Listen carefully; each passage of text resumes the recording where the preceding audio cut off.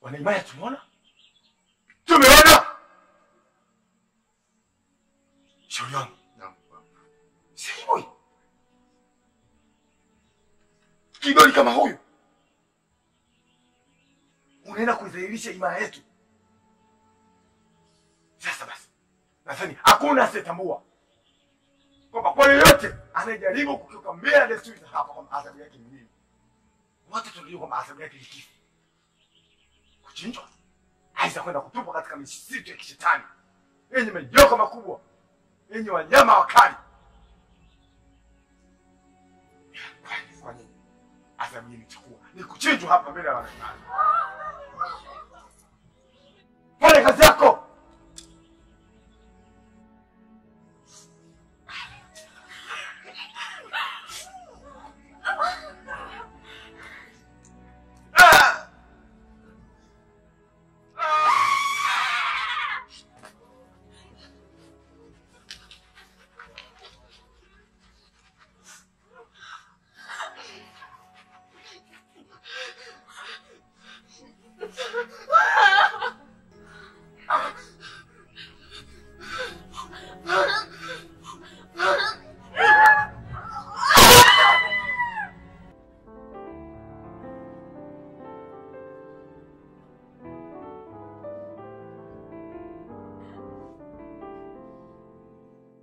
Nyamaza!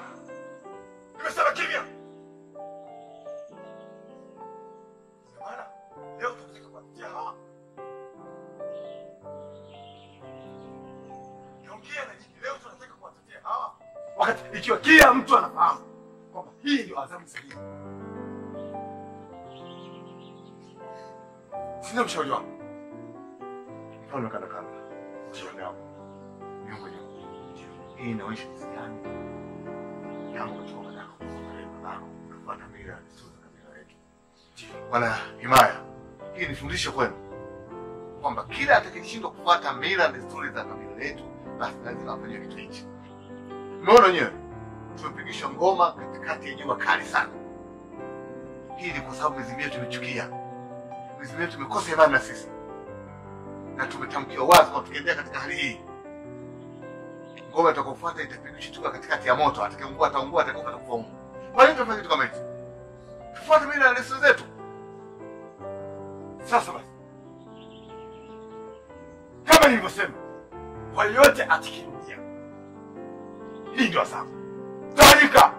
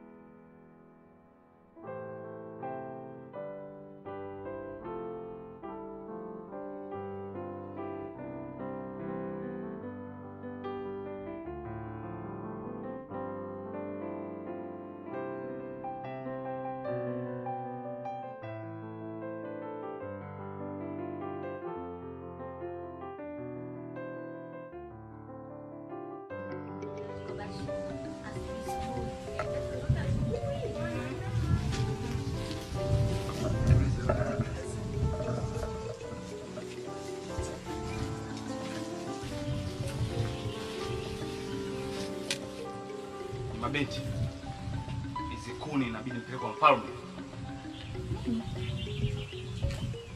Inatakiwa mpeleke kwa mfalme hizi kuni. Tangu lini tukapeleka kuni kwa mfalme? Unajifanya jeuri. Kwani hiyo si kazi yenu nini? Ongoza njia. Nasema ongoza njia. Moja kwa moja kwa mfalme. Simamia na.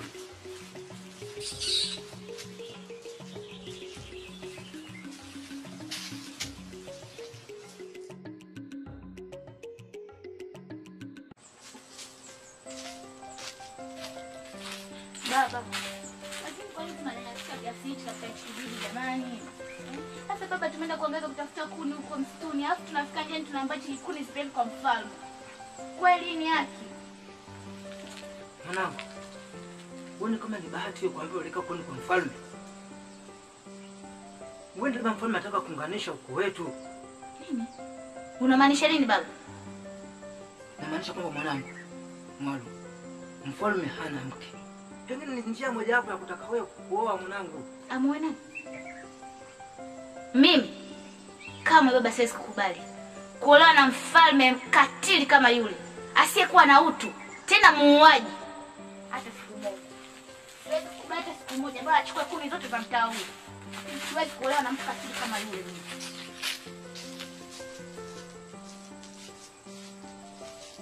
Mwanangu Mwalo, mfalme atakaposikia habari kama hizi, sitakuwa tabu katika familia yangu jamani.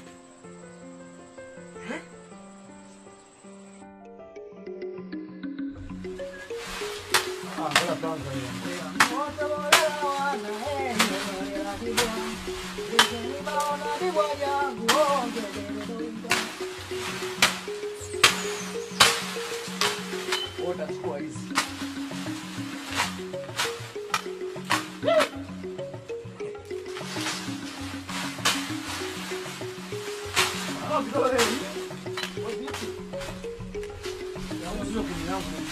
Yako kwa?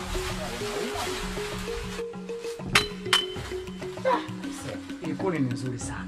Pindi ninapokuja kumwoa mke wangu, nitakuja kumkatia kuni kama hizi kwa ajili ya kupikia. Binti mwenyewe unamzungumzia ndio ambaye yupo kwa mfalme.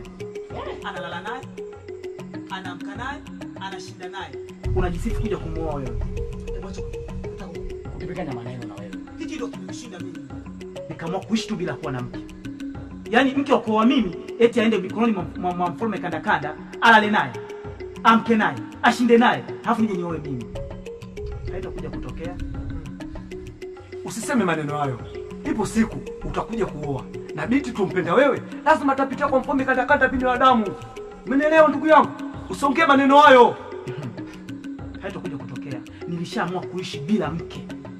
Siwezi kukubali eti msichana wa kuoa mimi apite mikononi mwa mfalme kanda kanda. Haitakuja kutokea. Beni kuni sasa. Nangu niacha kule.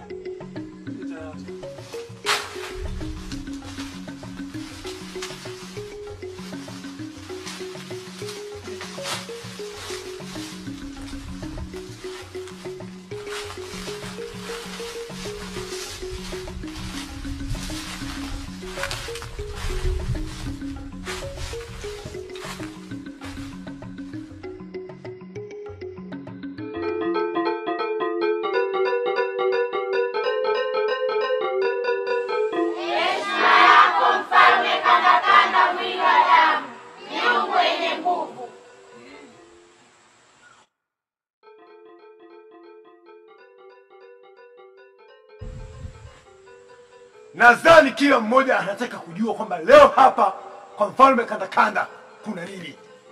Si ndio? Ndio mfalme. Basi wote mtajua kwamba leo kuna nini. Na kila mmoja wetu anatambua kwamba Kibena alikuwa hapa kwa ajili ya nini, si ndio? Ndio mfalme. Kibena amekuwa.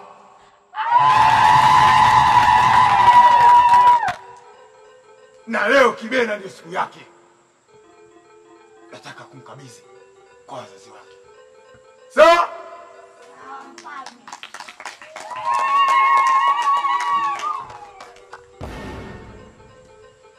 Shauri wangu. Mtukufu mfalme. Kibena?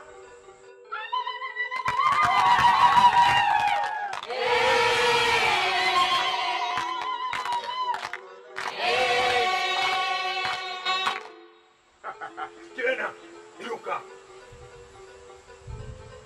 Tumemwona Kibena? Ndio mfalme. Shauri wangu. Leo Kibena namkabidhi katika mikono ya mama yake. Aende akaendelee na maisha yake. Kibena yuko vizuri, yuko tayari kwa ajili ya kuwa na mume, kwa ajili ya kuwa na ndoa yake ndani ya maya yetu.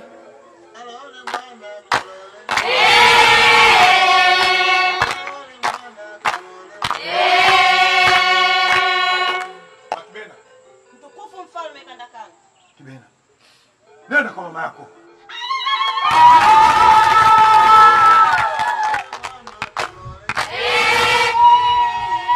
Kalole mwana kalole, kalole mwana kalole, kalole mwana kalole.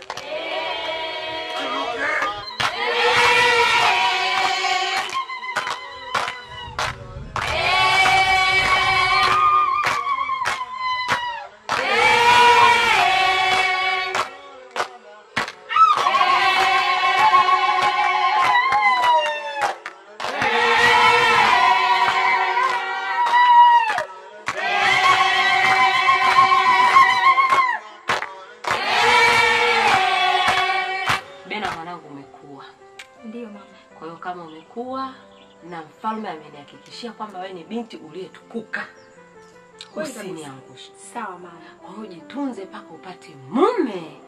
Sawa mama, na kuhakikishia sitapoteza maadili ambayo nilifundishwa kwa mfalme.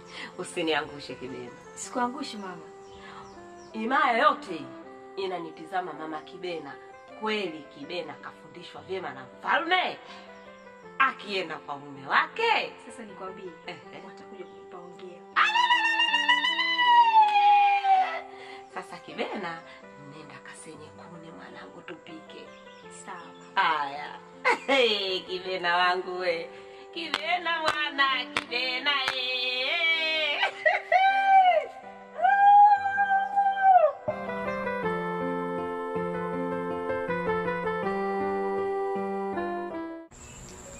Shoga. Tuambie mwenzetu, ni mafunzo gani hayo mnapewa kwa mfalme? Na mengi ya kusimulia, lakini naogopa. Unaogopa? Ndio. Unaogopa nini? Nimekatazwa.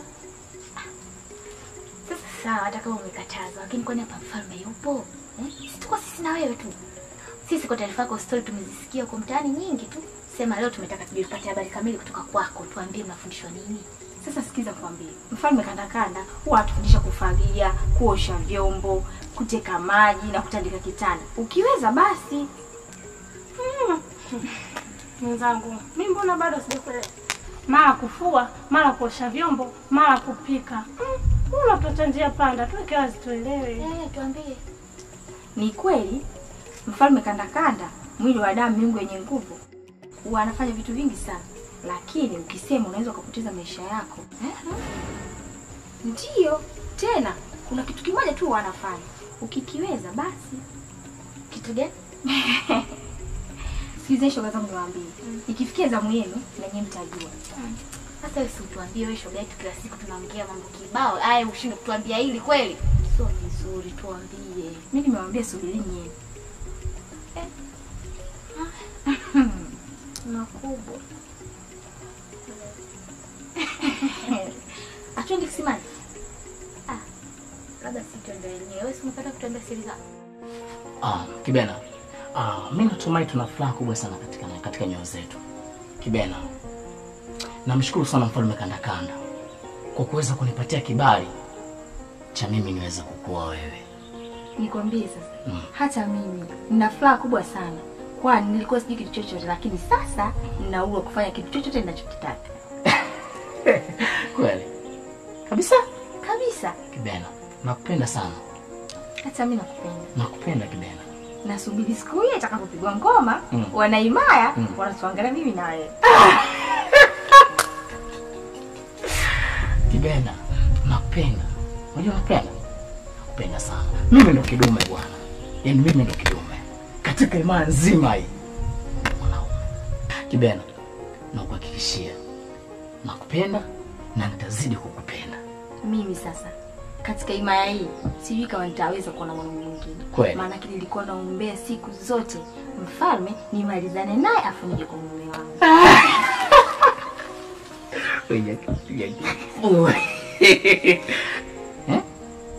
Sasa hivi nasubiria tu ngoma ziweze kupigwa pale uwanjani, siku nakuja kukabidhiwa.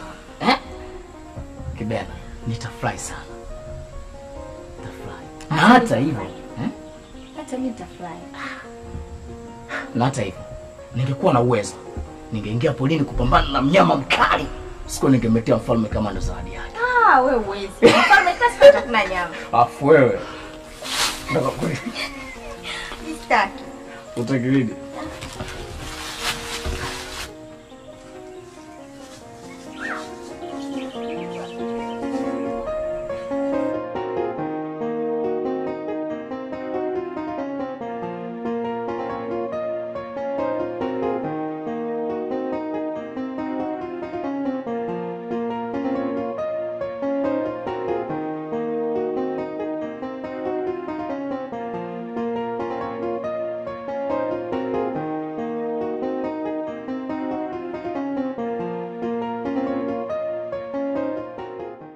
Mama, mimi sitokuwa tayari. Sipo tayari mama. Bana mwanangu Maganzo. Msimamo ni huo huo. Muoe binti huyo aliyopitia kwa mfalme. Naam. Mama, yani msichana aliyeishi naye mfalme kanda mwili wa damu ndani ya siku 3 ama wiki moja ndo ni muoe mimi. Ndio. Ni swala ambalo haliwezekani. Binti wa kumuoa mimi ni yule ambaye atatoka kwa wazazi wake anaingia ndani mwangu. Yaani usio na msimamo huo. Yaani una msimamo kuoa huyo anaopitia kwa mfalme. Ndio. Anayepitia kwa mfalme? Mimi mama sio. Nipo tayari kwa lolote lile. La sivyo nitakaa hivi. Lakini maswala kusema kwamba mimi napewa mke aliyekuwa mke wa mtu. Maana ya kuishi na msichana ndani siku 3, wiki 2. Si mkeo yule. Yaani mkeo yeye ndo anipe mimi nikao. Mimi mama sipo tayari, nimeshakataa. Ni ngumu sana. Kwa hili mama naomba unisamehe.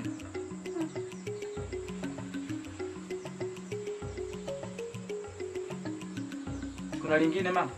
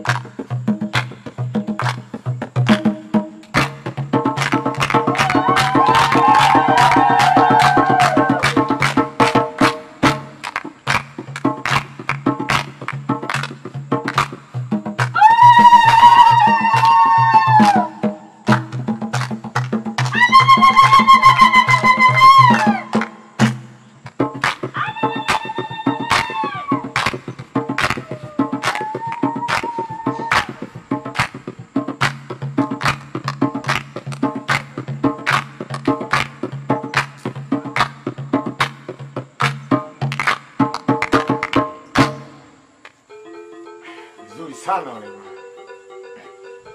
Nadhani leo ni siku nzuri sana ndani ya imaya yetu. Si ndio? Ndio mfalme. Nadhani hakuna asiyetambua kwamba leo kuna nini hapa. Sawa? Ndio mfalme. Tupo kwa ajili ya kusherehekea sherehe za ndoa na imaya wenzetu, si ndio? Ndio mfalme. Nenda.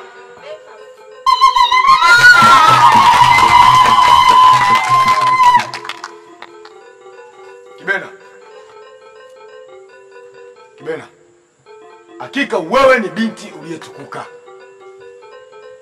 Wewe ni binti mwenye maadili yote ndani ya imaya hii. Naomba uko unakokwenda usije kuniangusha. Wewe ukafanye kama vile nilivyokufundisha. Sawa? Ndio mfalme. Sasa ole wako uende ukafanye tofauti na niliyokufundisha. Kichwa chako kitakuwa na yangu. Sawa? Sawa mfalme. Panda. Njoo.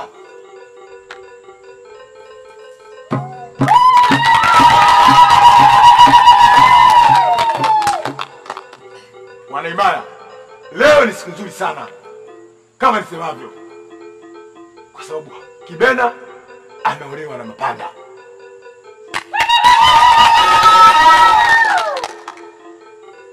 Hivyo basi leo nawaozesha wanimaya hawa sasa wanaenda kuanza maisha yao. Sawa.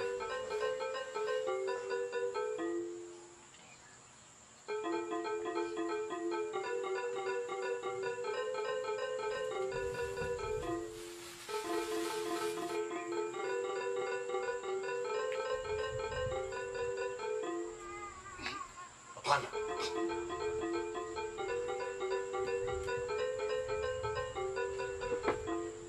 Kwa heshima yangu,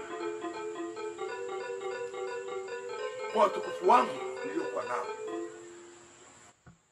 leo nakuozesha wewe pamoja na Kibena kwa mume na mke.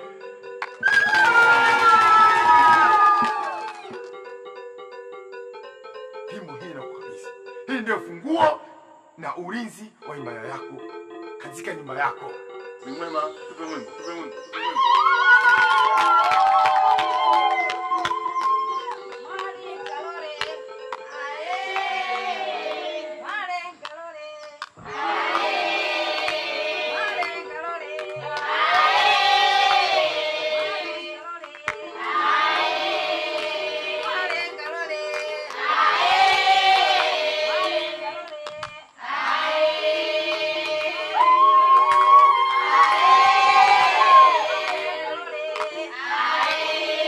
Furaha yangu kubwa kuwa na binti Kibena. Nasubiri hadi ya mfalme tu kuletewa Kibena nyumbani kwangu. Ndio ninachokingojea. Wanakuja. Waera we mwana we. Wasika maina lila Kibena.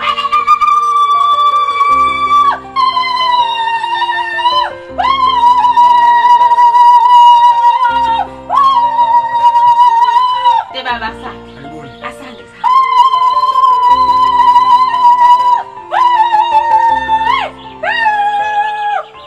Karibuni. Asante baba, asante. Chereka. Waera we mwanawe. Waera we mwanawe. Asante, asante baba, asante.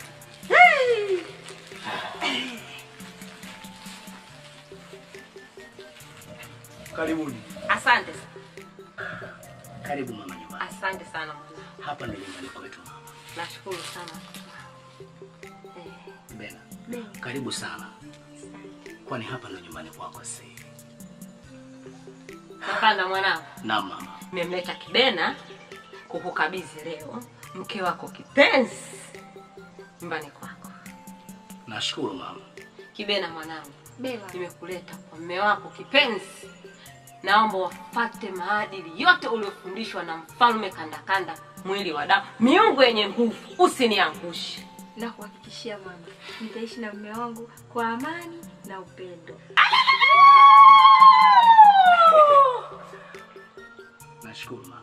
Hapana mwanangu, naomba uishi na Kibena kwa amani na upendo, na Kibena usiniangushe. Mwaru, wewe ni kigori mzuri sana, na kwa sasa unastahili kuwa mke wa mtu. Una mpango gani?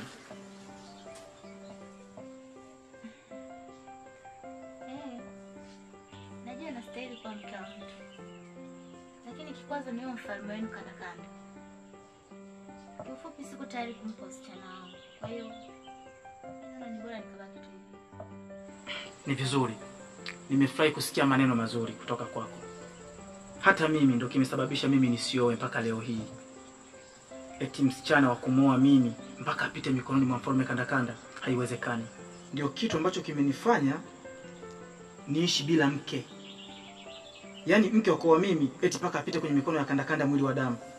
Ndio nije niozeshwe mimi. Nipo tayari kuendelea kuishi hivi hivi bila mke. Hivyo basi, msimamo wako nimeuona unafanana na wakwangu. Mimi nimependa niwe na wewe.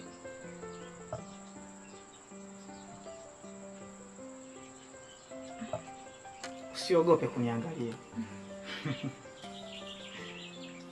Na ndio maana nimefikia kuzungumza sasa kilichopo moyoni mwangu. Mwaru, unastahili kuwa na mimi.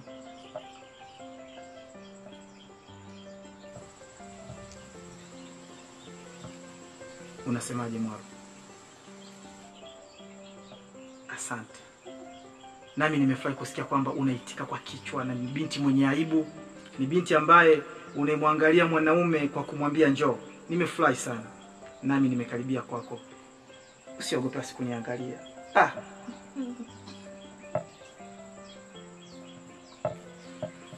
Na siku kama itafika, basi nitahakikisha bega kwa bega na wewe. Lakini sijui huyu mfalme kama atakuja kutuelewa.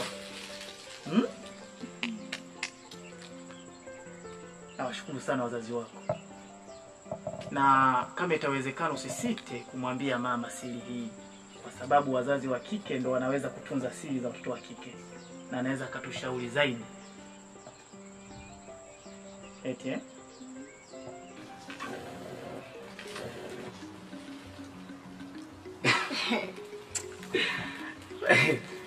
Angalia unapopuliza moto. Unapuliza. Mimi nakusaidia kuchochea. Tayari sasa acha. Kwa nini unawaka?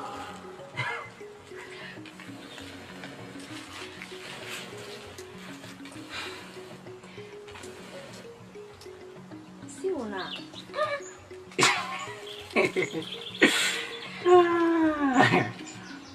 Kiangu. Kikweli maisha ya ndoa na raha. Kwa nini unasema hivyo? Hakuna, mimi nimesema tu. Lakini kweli hata mimi mwenyewe nasikia raha kuishi maisha ya ndoa. Na kupikia hapa, nikimaliza kupikia tunakaa tunakula. Kibena. Hivi ni kweli? Kweli. Kibena. Lakini tumeanza kama masala tu hivi.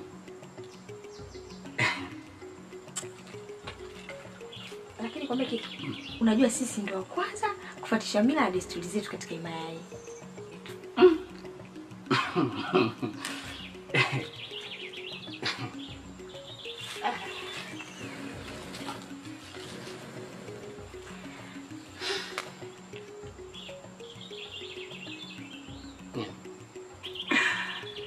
Lakini Kibena, nikwambie kitu.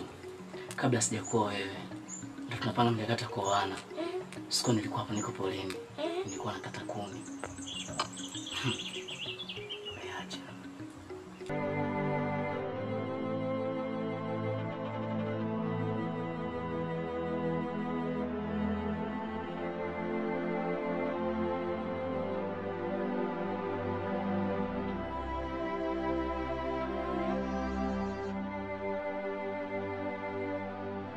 Kibena.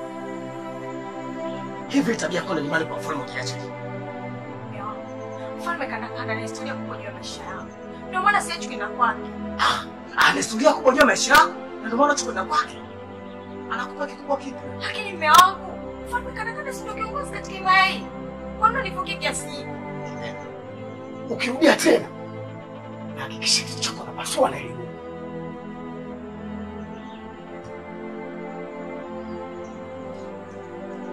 Jamani umeelewa? Usinitafute wanaimani wakijika kwenye kuona mimi mbaya. Sipendi! Sitaki! Mwanzo na mwisho!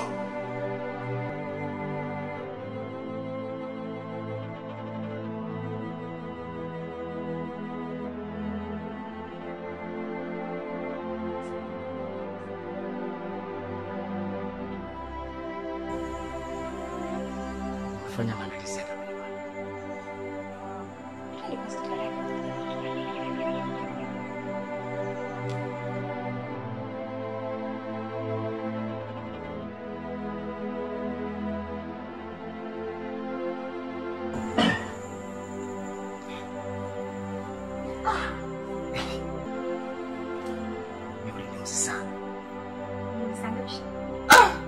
Toka saa 6 yani kile kijua kilikuwa ni jana. Niko naye njaa inazidi kuuma. Kama mimi nyumbani.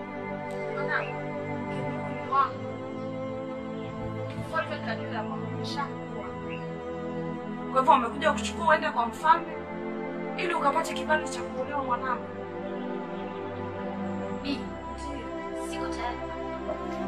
Na hili swala nimeshaliongea mara nyingi tu.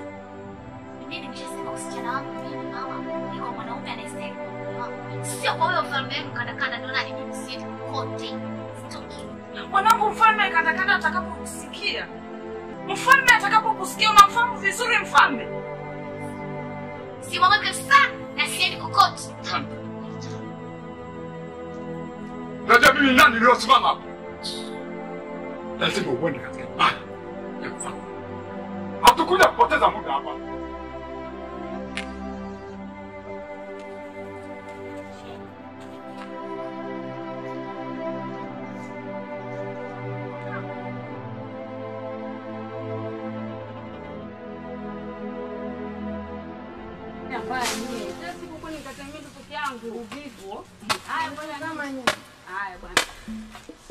Jamani, lakini mwenzenu na matatizo makubwa katika mji wangu.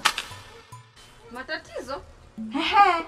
Matatizo gani tena? Mume wangu hataki kusikia kabisa swala kwenda kwa mfalme Kandakanda. Hivyo imeniwa vigumu sana katika maisha yangu. Na kwa nini hataki kusikia? Na wakati mfalme Kandakanda ndo mfalme wa himaya yote hii hapa. Ana wivu. Ana wivu?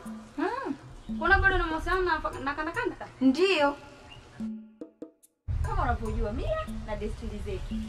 Ilipofikia mimi kutaka kuolewa, ikabidi niende kwa mfalme Kandakanda kupewa kibali. Na usichana wangu wote nikamwachia mfalme Kandakanda. Hivyo, mfalme Kandakanda akaniambia hajawahi kupenda, lakini mimi amenipenda.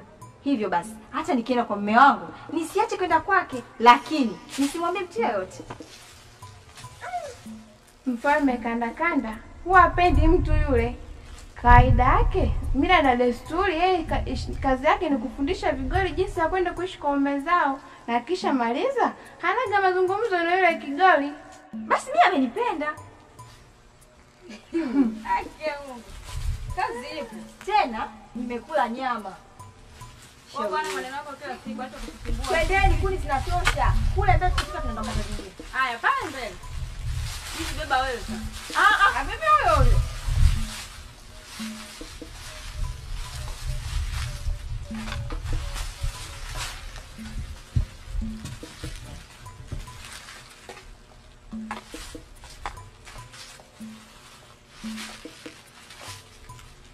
Unaogopa.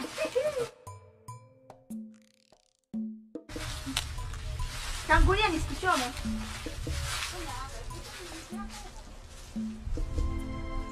Huyu kigoli kavunja mila na desturi katika ibada hii.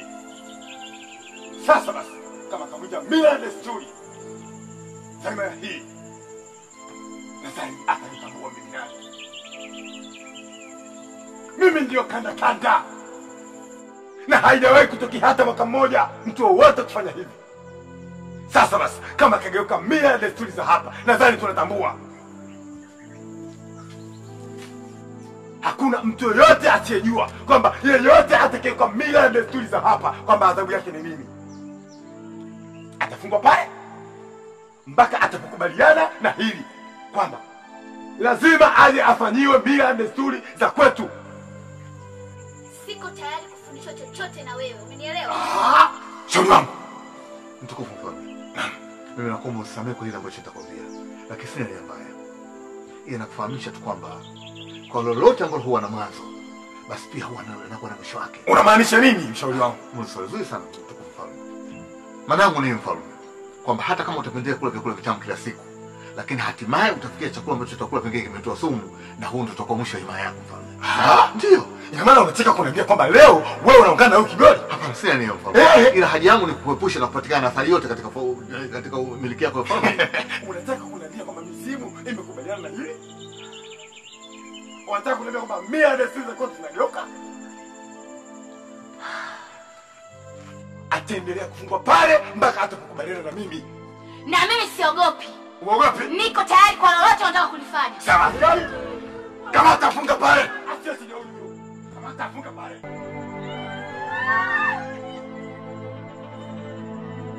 Pale.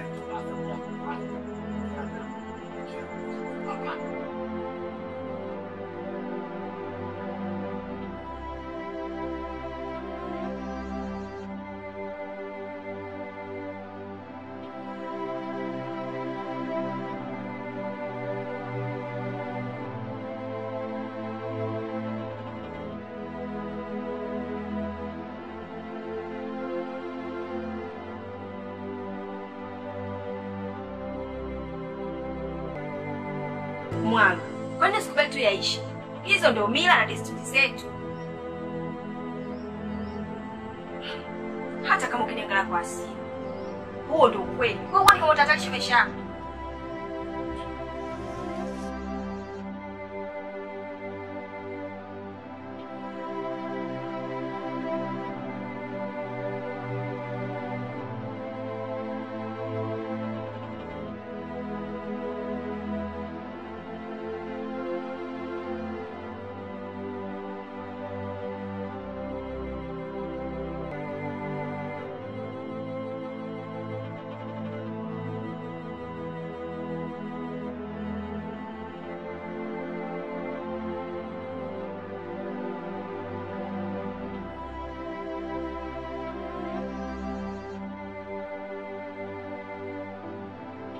Mama Mwaro, nimekuja hapa kwa kitu hiki kimoja tu. Nahitaji kujua hatima ya Mwaro. Mwaro hatima yake ni kwamba bado amekataa kufundishwa na mfalme.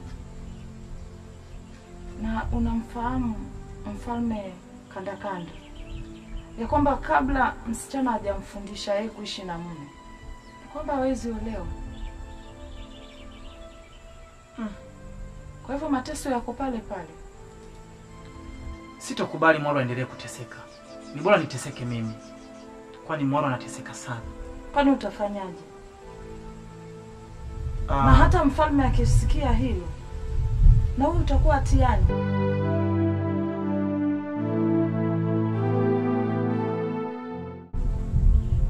Sasa Mama Mwaro, kwa nini msiende kumwombea msamaha? Mimi nashauri utoke hapa uende paka kwa mfalme. Fika mfalme muombe msamaha kuhusu mwanao, maana Mwaro anateseka sana. Unafikiria Mfalme Kandakanda atanielewa? Usiogope. Na sijui kama itawezekana, lakini tutaenda kujaribu.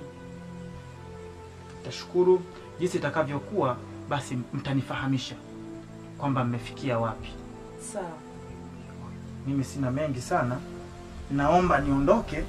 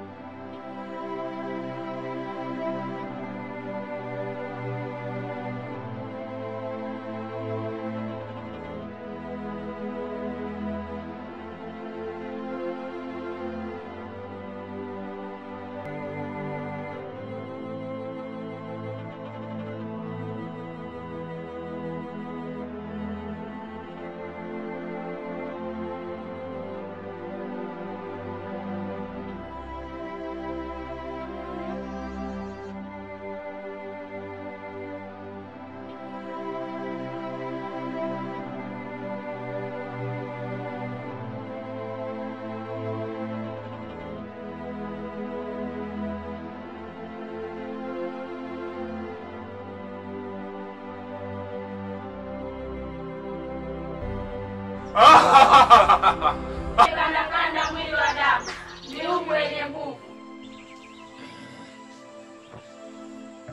Najua kinachoendelea hamkifahamu, lakini mtakijua, mtakijua tu.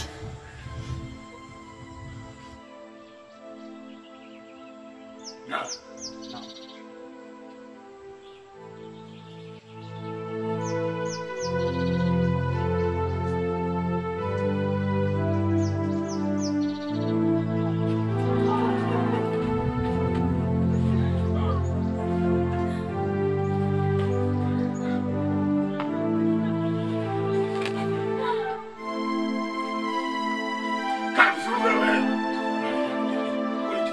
sana.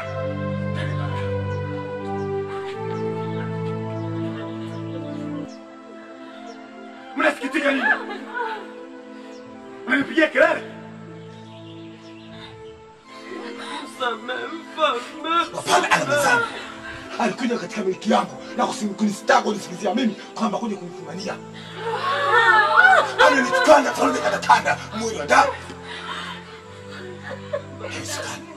Wakati Kibena anakuja kunisikia mimi mfalme Kandakanda mwili wa damu kwamba tangu alipata ndoa yake Kibena anapata mateso kutoka kwa huyu shujaa, alifanyia shujaa. Eti Mapanda anakuja kwangu mimi kunifumania.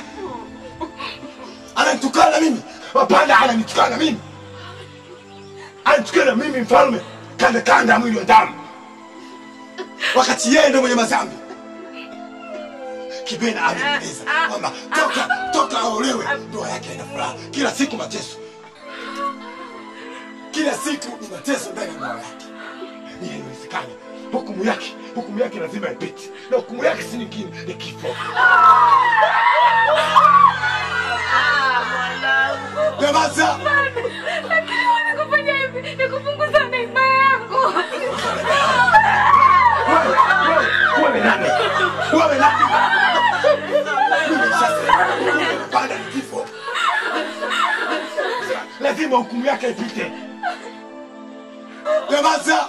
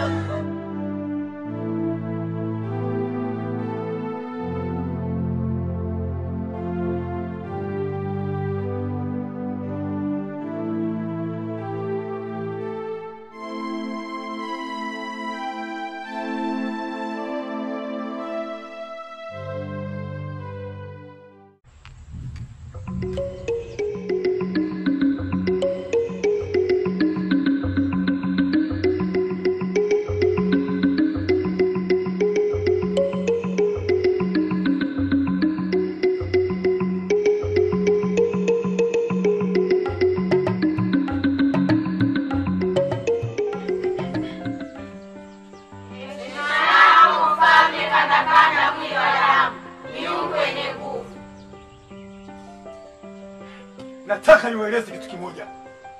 Sawa? Nadhani sasa naingiliwa katika madaraka yangu. Mnaniingilia katika madaraka yangu, mnaniingilia kwa mbaya. Mnanipata kichwani? Sasa nadhani hamnijui vizuri. Nataka mniambie, nataka mnieleze ni nani aliyehusika na kitendo cha kumtorosha binti Mwalu? Mfalme. Unasemaje? Mfalme. Ndio, Mwalu ametoroshwa na wewe nadhani unajua. Mwanangu Mwalu. Bwana. Ina maana sasa mnanidharau. Mnanidharau? Kwa yeyote atakayebainika kwamba kahusika na utoroshaji wa Kinyoni Mwalu, hatima yake ni kifo. Yeah. Hatima yake ni kifo. Na sasa mnanipanda. Mmenielewa? Mmenielewa?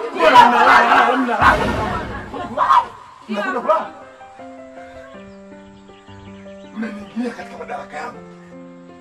Nimegundua aliyemtorosha binti Kinyoni Mwalu katika mara yangu.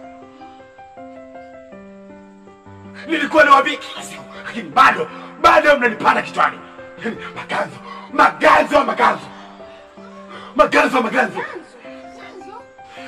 Na wewe maganzo ni rafiki yako. Na nadhani na uhakika kwa hii utakuwa mshirika. Hivyo utakuwa katika mkono wa dhambi. Hukumu yako ni kifo. Kifo. Na wewe mama yake, pamoja na wewe dadake. Nini? Hatima yenu inafikia. Maganzo mwanangu. Sawa, Mwanagazo mwanao ndicho alichokifanya katika mara yangu. Sasa wote nawaambia kitu kimoja. Maganzo lazima nitamtia mkononi na kuhakikisha kwamba roho yake naitoa hadharani. roho yake nitaikamata. Ndio lazima aingie katika himaya hii ili kumbe iweze kupita. Wote mtahakikisha kwamba Maganzo anapata mauti hapa, tena anapata kifo cha kutisha. Beluka! Haya, kwenu.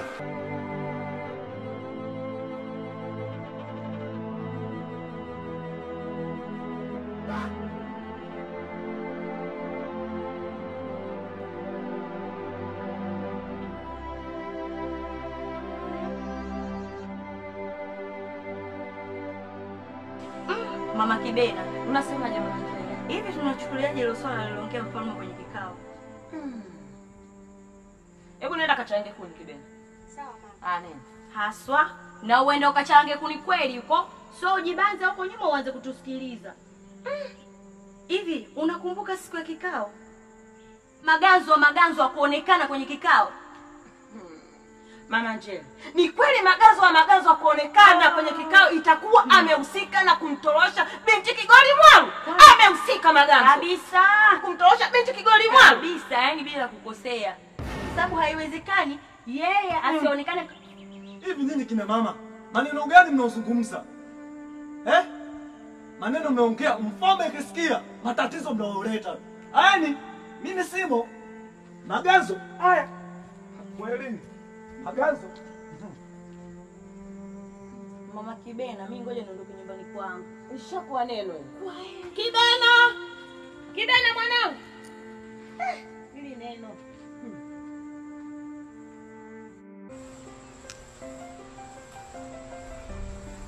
Hivi Maganzo amejiamini nini?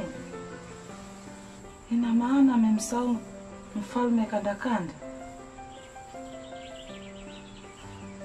Mungu tusaidie.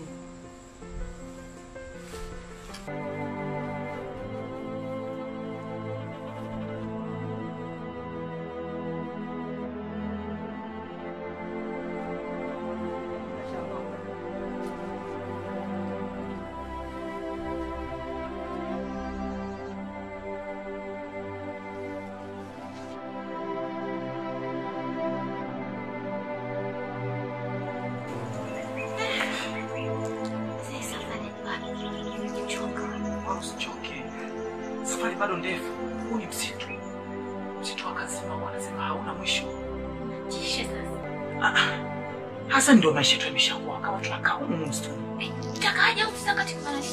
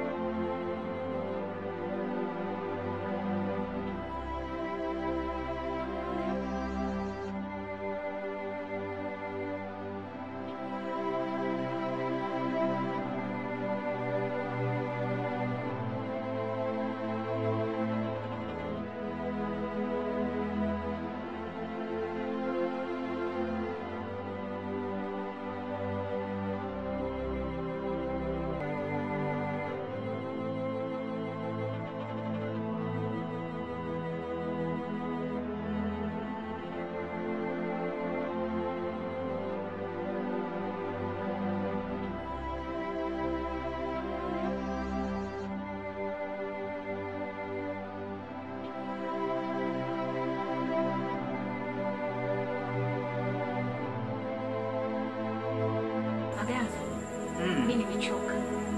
Nimechoka kabisa. Mimi naona bora tu nirudi. Yaani bora rudi. Ndio. Mwaru usifike huko. Vumilia Mwaru. Unaanza ukata tamaa tena ndugu yangu. Yaani kunusurika huku kwa wanyama msitu. Bora nirudi tu nikalale na huyo mfalme maisha. Mwaru. Unasema? Ndio. Kwa sababu huku nitakuja kufa hata mamangu maiti yangu hatoiona. Sasa bora nikalale tu na huyo mfalme nimalize hiyo biashara. Mwaru, heri ya kuliwa na simba kuliko kwenda kulala na mfalme nakwambia. Jua kama nilijitoa kwa ajili yako. Nimekuja kukuchukua kwenye ngome. Ninusulisha nilihatarisha maisha yangu. Leo Mwaru tupo sehemu kama hii, tunahangaika, tunajua tujikwamue vipi, eti bora urudi kwa mfalme. Unakata tamaa. Asa unafikiri utajikwamua vipi?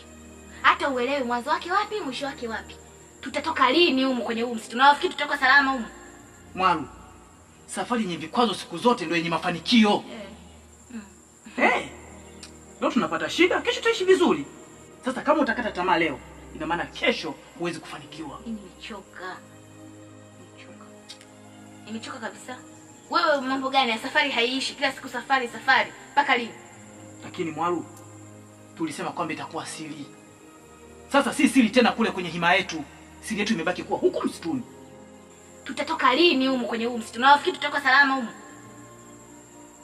Tutatoka salama. Mimi na imani tutatoka salama. Ila kitu kimoja tu cha kufanya nianze ku Usinitishe bwana.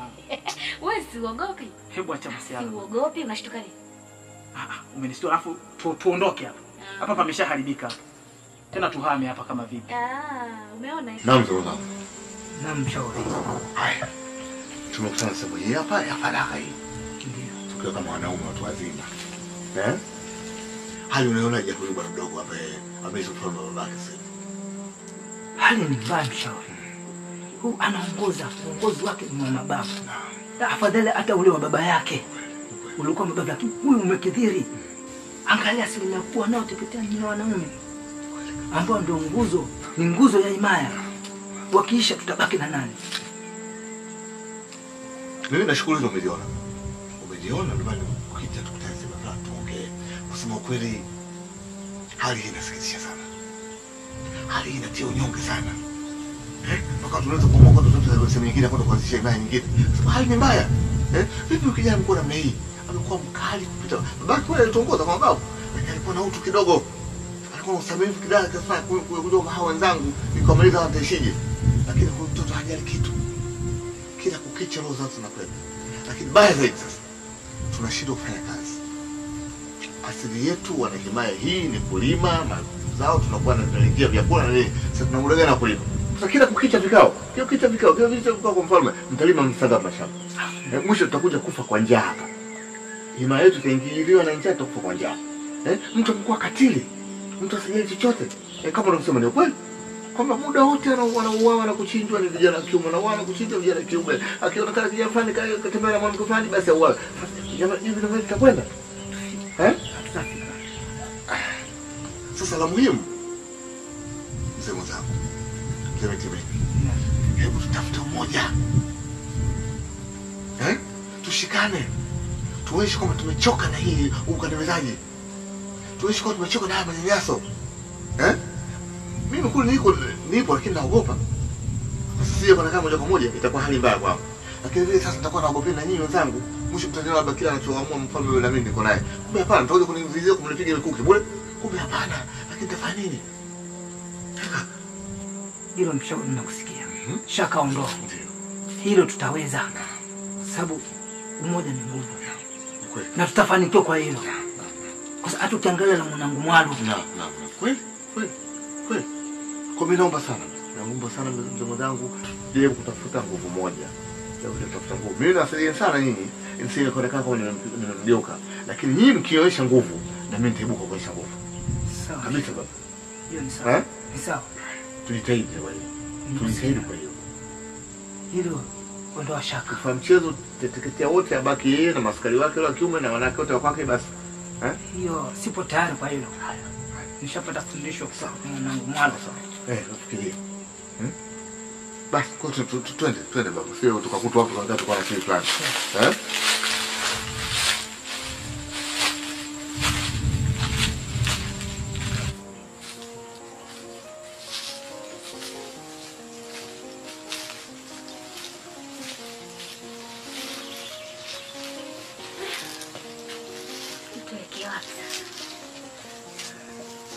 Na tunatembea tunaona kama tunazunguka pale pale. Tunaenda tunarudia tena pale pale. Hapa tunaenda. Hapa pote ni pa kwetu hapa. Ndio maisha yetu. Kama nilivyokuambia mwanzo. Hapa pote ni maisha yetu. Kwa utakapokuwa popote pale ni sawa. Sio na wasiwasi. Kwa hiyo tunaenda wapi sasa? Kushoto kulia? Twende kokote kule. Kwani twende wapi? Uwe unaniuliza mimi tena?